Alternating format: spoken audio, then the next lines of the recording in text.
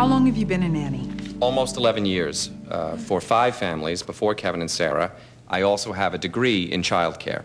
And in your experience, how would you rate Mr. Hill as a father? He's conscientious, caring, intuitive, and most of all, he has a great heart. It was a big adjustment for him to go from 70-hour-a-week attorney to dad, but he made all the appropriate changes in his lifestyle, down to baby-proofing the apartment, all by himself. So you think Mr. Hill is a good father for Sarah? Kevin is a great father to Sarah. He should be allowed to continue. Objection. Editorializing. Overruled. No further questions, Mr. Weiss. It's a really impressive resume, Mr. Weiss. Thank you. Did you ever have criminal charges filed against you? It was a bogus Answer charge. the question, please, Mr. Weiss. Were you ever charged with assault and battery while in Mr. Hill's employ as his infant's nanny? I beat up a gay basher who had just attacked me. Thank you, Mr. Weiss. So you're saying that you feel that Mr. Hill has made the appropriate adjustments to his lifestyle in order to raise a child? Yes. So, do you think it's appropriate that Mr. Hill has different women parading in and out of his apartment every night? Objection. Withdrawn. Mr. Weiss, tell me, how many different women has Kevin Hill entertained as overnight guests since you've been in his employ? I work mostly days. One of these women, Monroe McManus. Yes? Did Mr. Hill know that Miss McManus was engaged to be married when they were carrying on a sexual affair? Objection. Relevance. The witness opened the door by testifying that Mr. Hill made appropriate adjustments to his lifestyle. I'll allow it. Continue, Miss Prescott. Was Mr. Hill having an affair with Miss McManus when she was engaged to someone else? Yes. Thank you.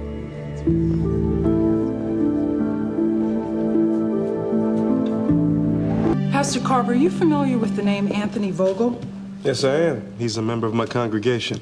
Did you testify on his behalf in a child custody case? Yes, I did. You testified that although Mr. Vogel had gone through multiple bouts of drug addiction, that he was, in fact, a fit father to 2 young sons and should be granted joint custody with his non-addicted wife. Is that correct? He was saved.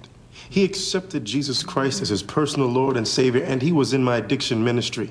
So this man who had a history of driving a motor vehicle intoxicated with his children inside, and who has verbally and physically abused his ex-wife, this is someone you found to be a fit father? He was getting help for his problems. What, did you ever offer to minister to Mr. Hill to assist him with what you felt were his moral failings? He came to my church. That's not what I asked you. I asked you, did you personally offer to help? No. So tell me, Pastor, do you think that Sarah is in a worse home situation than the Vogel children? For one thing, Mr. Vogel is the natural father of those children.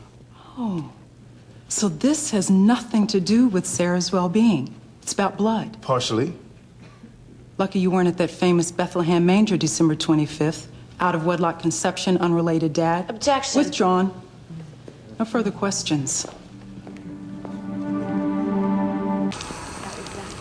I thought snakes can go without water for days. You know as well as I do, the ex parte communication is... Right, it's unethical. Kind of like lying in wait for a friend at church and comparing dating resumes so you can use it against him in court. Look, I know this holier-than-thou posture may help you sleep at night, but I prefer to win cases. This isn't just a case. Is everything all right here?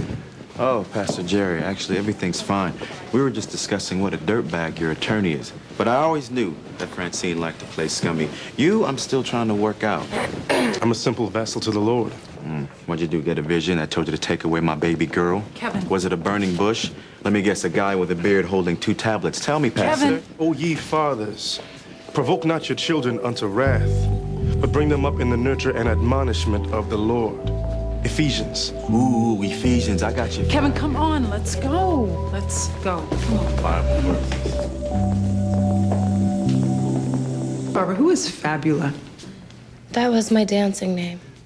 And what kind of dancing did you do? Exotic. So you were a stripper. Were you using controlled substances? I used marijuana and cocaine. And when was the last time you indulged in those illegal substances? I went to rehab 6 months ago. That's admirable, but that's not what I asked. I asked when you last indulged. I had a slip up about 4 months ago. So you're prone to slipping. Objection. Withdrawn. Describe the slip. I had just met Kevin. I had just seen Sarah sign my rights away. I was going through a lot, and I just broke up with my ex-boyfriend. I'm sorry to interrupt. Where's that boyfriend now? In jail. Is that your first felon boyfriend? Objection, relevance. The plaintiffs have called my client's lifestyle and morality into question. I think that allows me a little latitude. Yes, I'll allow it. So how many felon boyfriends have you had, Mrs. Carver? A few that I know of. So you sometimes get involved with men whose past you aren't familiar with. You can't know everyone's So past. is it safe to say these were one-night stands? Not everyone that... But you have had one-night stands. I am married now. Objection, she is badgering. Get to the point, Miss Gray. Have you ever performed a sex act for money? Objection. You opened the morality door, Miss Prescott. But relevance, Miss Gray. Continue. I actually have no further questions. What the hell are you doing, excuse me? What do you mean? I've got her against the ropes. You're not nailing her on her criminal record. You just let her skim over the fact that she signed over her parental rights. Come Listen, on. I understand what you're going through, but if we go any more negative than I already have, you're gonna come off looking like an ass. No, we come off looking like we're winning this case. So you want me to go in there and tear a new one, make her look more sympathetic? I want you to do your damn job. So you mentioned that you signed away your parental rights. Yes. Could you tell us what the circumstances were? I was in jail at the time. My ex-boyfriend had set me up, and Mr. Hill said that he would help me get out of jail if I signed the papers. The agreement to relinquish rights. Yes. So he got you out of jail in exchange for giving up your only child? Objection. This is Overruled. Continue. Is that the case, Mrs. Carver? Kevin Hill promised to get you out of jail if you agreed to give up Sarah Grace. Yes. Judge, I think this is a clear-cut case of coercion on the part of Mr. Hill, and I request that the relinquishment of parental rights on the part of Mrs. Carver be voided. Objection. Mrs. Carver could have rejected Mr. Hill's offer. She was facing a long-term prison sentence, had no money, an indifferent public defender. Mr. Hill knew exactly what he was doing when he took advantage of her. I'm sorry, I took advantage of her. Please refrain from commentary, Mr. Hill. Given the exigencies under which the document was signed, I'm voiding it. Mrs. Carver, as far as this court is concerned, you never signed away your rights.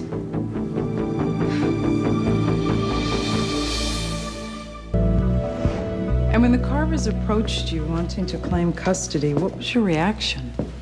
I was shocked Why shocked? because Miss Carver waived her parental rights so recently.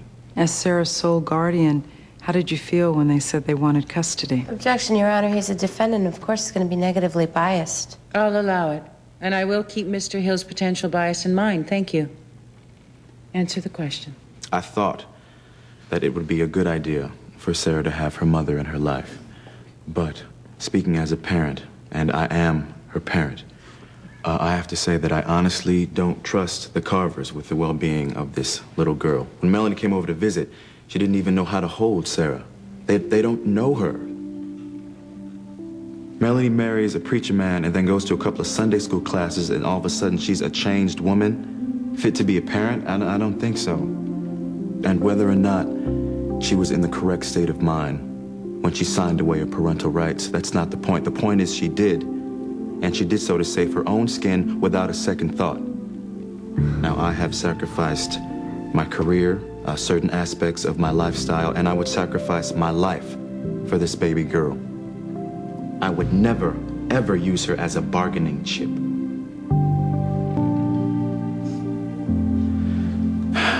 That's why I feel I should retain custody.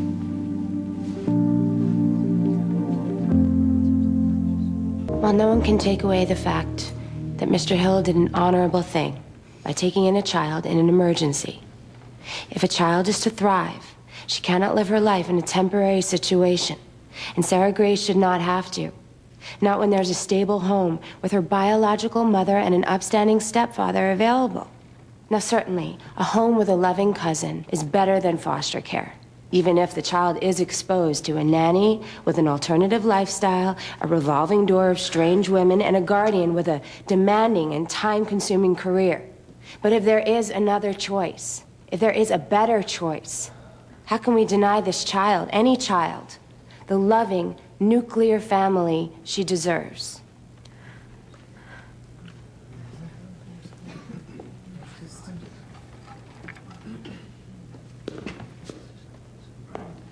Father, this isn't a role Kevin Hill sought. It was thrust upon him by the death of his cousin, and more importantly, by the abdication of her parental duties by that woman sitting right there. However, given the awesome responsibility of fatherhood, Mr. Hill not only embraced it, he excelled. He sacrificed his place on the partner track at a prestigious firm so that he could spend more time with his child. He hired the most qualified child care provider he could find, and in a million other ways put his needs second to put Sarah's first. The Carver family, while they may appear to be nobly intentioned, are trying to remove this child from the only family she's ever known. And why? Is she being mistreated? No. Is she suffering in any way? No. So then why would they suddenly appear out of nowhere and feel that this child needed to be rescued? Maybe because they're not thinking about Sarah at all. Maybe, unlike my client, Mr. Hill, they're putting their needs and their desires ahead of those of this happy, healthy toddler who they are now trying to tear away from the most important person in her life.